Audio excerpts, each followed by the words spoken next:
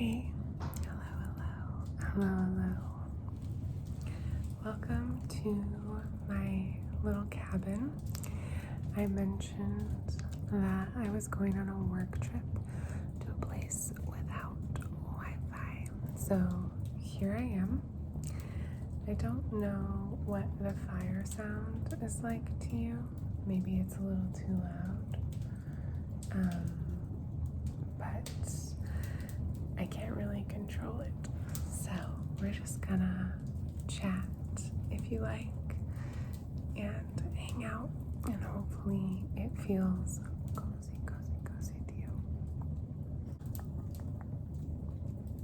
So some things I want to share with you include this mint tea I just prepared, which looks like this. The mint tea is the only tea they have here that is uncaffeinated. So I've been drinking a lot of mint tea, otherwise known as hot leaf water. So yes, it's delicious. I feel like it's doing something great for me, although I'm not sure what. I also need to warn you that I'm in a very good mood right now, so I'm going to try to stay chill, but I'm just really content here. I'm actually about to go home, and I'm actually excited to go home too, because I miss my little life with my little nutty pup and the person I live with, and other things. So it's coming to a close at a good time. That mood is coming on, which is the one in which I do miss where I live, and I would like to be there again. At the same time, this work trip has been magical because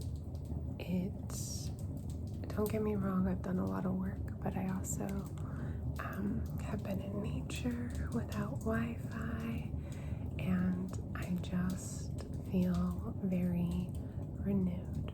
So I also want to point out that this is the grate, and here there's this little squiggly guy that the logs rest on. I just think it's funny for some reason. There's the other one. Okay, on to more interesting things. Here is my friend's lighter, and then we'll definitely get more interesting. Here is my friend's lighter. He smokes this way, not this way, although this way probably too. He smokes, and he let me borrow this lighter so I could light this fire tonight. I have lit another fire here, but during a party, so I think he was here and I just used someone's lighter. I'm alone tonight, so he very kindly lent me this red lighter that I have to give back to him. He likes to smoke, and I think actually sometimes, I don't wish I smoked, but I do wish I had a little thing that allowed me to temporarily leave a party without leaving a party. I think that would be nice. And I feel like usually when he's smoking, he's looking at nature, so that also sounds nice, but you don't have to smoke to do that. Anyway, it's a red lighter. So thank you, friend, for that. The next thing I want to share with you is a tarot card. Now, when someone was here, they gave everyone a tarot card. I don't know if she drew them. she just kind of left them as like bookmarks. And I don't know if she drew them specifically for each person randomly, or if she selected a card and gave it to each person based on her feelings about that person. Not sure if it was random or not, is what I'm trying to say. But, excuse me. I imagine she did it randomly because she seems old school like that. I'm not sure. But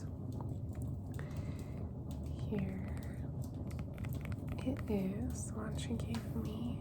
It is a Rider-Waite deck, that classic one with the plaid background. I hope the fire sounds not too much, genuinely, because it's very cold here tonight, and it is also very windy, so I think even though the moisture has left the logs, maybe there's some wind coming down from the flue. Anyway, if you want to guess what I got, now's your chance. I feel like it's an apt card, that's why. So, I got the Ace of Swords, holding a sword, the crown, and these plants hanging off of it, and I don't know if those are petals, maybe a cloud, mountains. So this is like the beginning of what it represents. It's like the beginning of like raw intellectual ideas, which is perfect for a work trip. So I've appreciated that, although I did worry about her deck. Like, she must just have an extra deck that she uses for this kind of thing.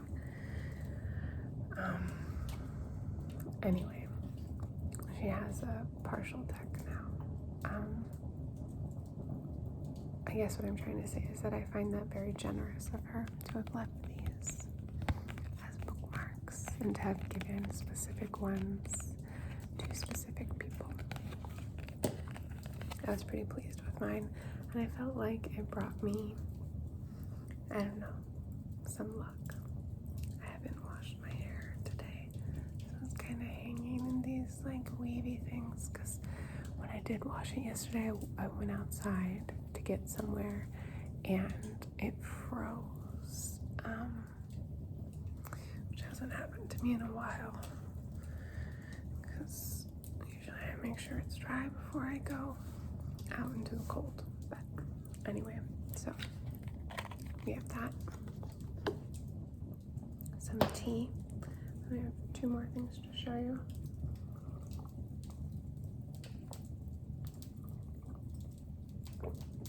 So the next thing is another person. Everyone is like a personality, always, everywhere in life, right? But this is another personality I met. He cultivates mushrooms, and actually he sells mushrooms to fancy chefs, I think, which is so interesting to me. I didn't get to talk to him a lot about it, but I find that very interesting. I think a lot,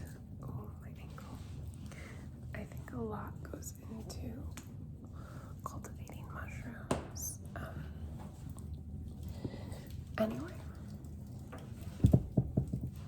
not only for that reason, but this man was a very interesting guy. And yeah, it's like mushrooms was one thing, and also hot sauce. So he gave me a little thing of hot sauce that I could carry in my purse, or, you know, whatever else, wherever else.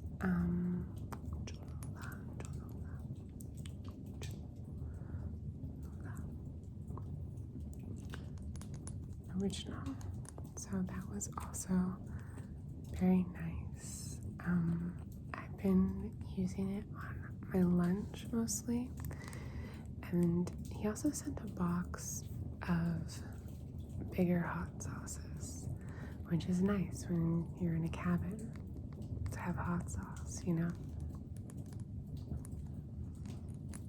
So I like the way the sound changes from like this down to the glass. And yeah, I think the bottle is so cute. One of the bigger hot sauces he sent was called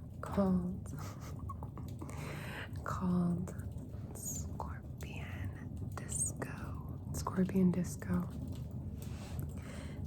I don't know if you've seen it, but I have this video where, actually, I should have talked to him about this. I have this ASMR video.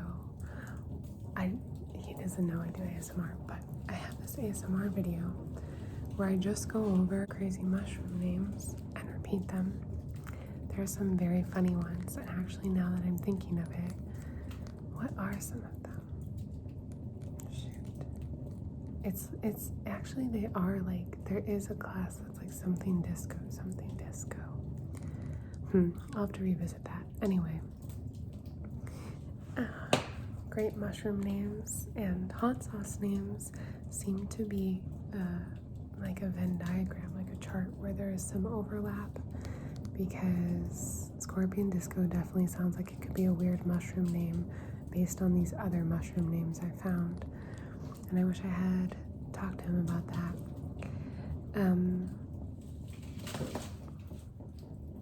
Oh dear. So anyway, I do think Scorpion Disco is a hilarious name for hot sauce or mushrooms. I think like it's the worst hot sauce in the world, and that it is the hottest hot sauce in the world. It's unbearable, honestly. But I also don't have a very high tolerance, so I'm not, the one to judge. I could never have a hot sauce blog. A friend of mine in college, I told you I'm in like this strange good mood. A friend of mine in college, her sister, this is, a little while ago, because I don't think this would be very, I don't think it was very lucrative to begin with, but I don't think this even would exist now or be anything anyone would read. But when we were in college, her sister had this gig where she would get hot sauces in the mail and then write short reviews of them for some kind of blog or something. And, it wasn't a lot of money, but in college, it's like your beer money or something. So she would do it as that kind of gig, just like a fun little side job. I don't even know if she would be able to handle Scorpion Disco. Scorpion Disco is too hot for anyone, for any human. You should not try it. That's my 2 cents. Anyway, and then the last thing I have to show you, it's not that exciting, but I went to the movie theater. I'm safe, don't worry, but the logs keep falling. I went to the movie theater with my little mask on and saw a movie. Here is the ticket they gave me. It's a small movie theater, as it is wont to be when it's close to a cabin, you know what I mean? Ticket, just says ticket. It's like a raffle ticket. 973352. 973352. Don't forget it. I saw The French Dispatch, which I liked enough. I liked it, but maybe not my favorite of Wes Anderson's, but I like it. Wes Anderson, based on The New Yorker, is a lot of artifice at once, or something like that. It's a lot of at once. However, I did enjoy it. I think of the main stories, because it's divided into little sections like local color, obituary, story 1, story 2, story 3, as though it were actually the magazine. And so I think I would say, sorry, the floor is very hard. I think I would say my favorite story was the first story. Yeah, the first story. Which, no spoilers, but which is about a painter. And yeah, so that was fun. It's not an experience I've had lately at all, and it felt very novel for that reason. Then tonight, with some people, I watched a movie called Lamb. L-A-M-B. I was told it was going to be horror, but I honestly do not know what it was. It defied all expectations, all genres known to the history of man. It was an experience, and I definitely feel like it moved things around in my brain, I guess. I wasn't scared. It's not scary. And quite a few times I laughed. So did other people. It's very odd. Somebody used the word zany. Zany, and they were like, that was zanier than I was expecting. Zany. And I think that's right. I think that's the right word. So that's where I've been. That's what I've been doing.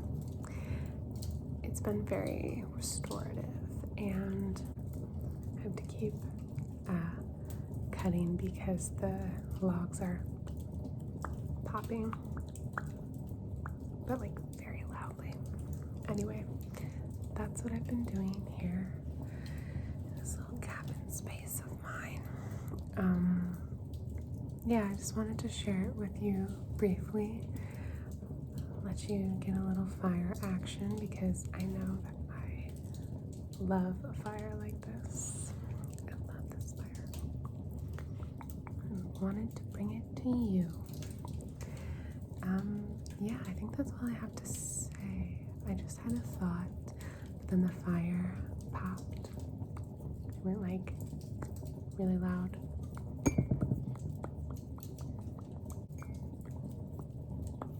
You know, so then I lost my train of thought. Who knows? Anyway, I'm excited to be feeling better and more hopeful in the most general of ways. Really just feeling content and like at peace about a lot of things that have been weighing on me. So I hope you are doing super, super, super well. And I will see you